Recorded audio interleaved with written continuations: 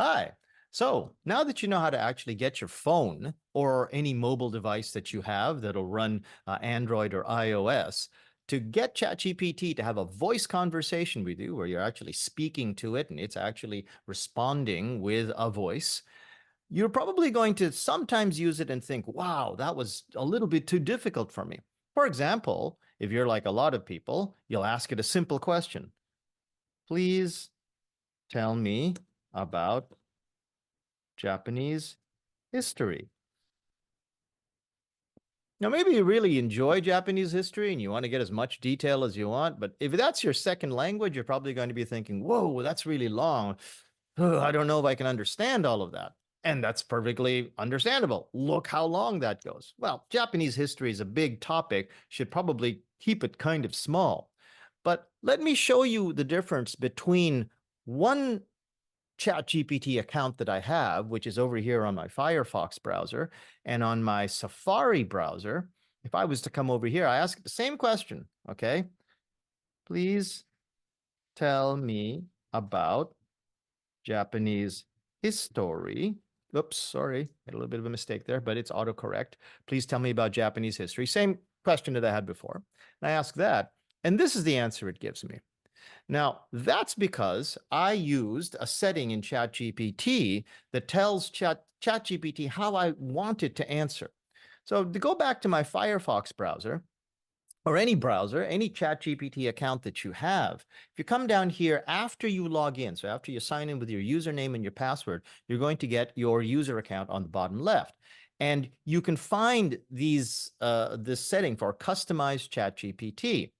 Now, over here, all I told it was my first name. Please call me Jose, which makes me feel that, it's a little bit more friendly. But that's the only thing I told it. Otherwise, it's going to think that I'm a native speaker of whatever language I'm using. So if you start speaking English to it, it's going to start thinking you're an English speaker who's at a high level, native fluent English speaker. But if I went back to my Safari browser, which is using a different account, okay, so it's going to use different settings. I've already told it here in customized ChatGPT the custom instructions for how you want it to provide better responses. I am a Japanese student of English. So right away, it knows that I'm not a native speaker. My TOEFL score is about 200. Now, you can write TOEIC score because you know your TOEIC score already, but I'm not sure if ChatGPT will really understand what a TOEIC score is because it's a rarely used test around the world. I would use TOEFL. And by the way, you don't know what the equivalent of your TOEIC score is. Guess what you can do? Come over here and say, let's say your TOEIC score is 470. Okay. What is the TOEFL score equal to a TOEIC score of 450? And it'll tell you. So that would probably be about, oh, what does it say here? 200. So that's why I chose the number 200. A lot of you are around 450 or so. Okay. Let's come back here to the instructions. I want to study to improve my English skills, and my first name is Jose. So again, you're giving it your first name is Taro, my first name is Kayoko, whatever. But here's something that's even more important, okay? How do you want it to answer? So please help me study by answering my questions and asking me questions to check my understanding. So answer my questions and then ask me some more questions in return. Please keep your responses limited to only about 50 to 100 words, which was about the length. That was, if I measured that, was about 70, 80 words, that first answer that it gave me about Japanese history. And always answer me in English, not in Japanese. Now, this is going to be important because if you're doing, a voice conversation on your phone, it's going to sometimes think, oh, wow, that English sounds really Japanese. Maybe I should answer in Japanese.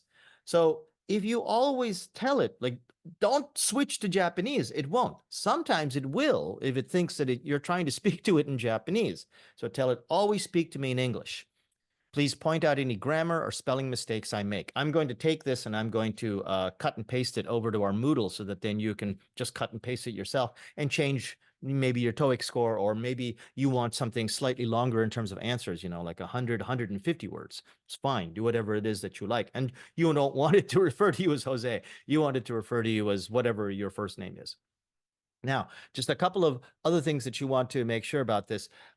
When you do this in the voice chat that you're doing there, if it doesn't respond to you with the custom instructions that you gave it before, restart the app on your mobile device, and same vice versa. Restart the browser, maybe even restart your computer if it's not giving you the sort of answers that you wanted to. But it'll start answering you much more easily. Also, too, if you come to the settings, I don't know if you know this, but you can change the speech voice. You can change all of these speech voices that you have. There's a whole bunch of them. Just check out which one that you like. Cove is a male name. Sorry, Cove is a male voice. I don't know why they use the word Cove. It's a pretty rare name for a guy, but that's a male voice. I believe Sky is the default voice for ChatGPT, but that's how you can get it to answer you with answers that are a little bit shorter, a little bit easier to understand. And don't forget to use that trick of Command R, Control R, depending on what your computer is, so then you can see the answers at the same time that you're hearing them and at the same time that you're speaking them too. Okay, thanks very much. Good luck with that. And there's another video I want to show you how to use Zoom to record yourself actually having a conversation. And that's the recording that I want you to submit to our Moodle as your assignment. Thanks very much. See you.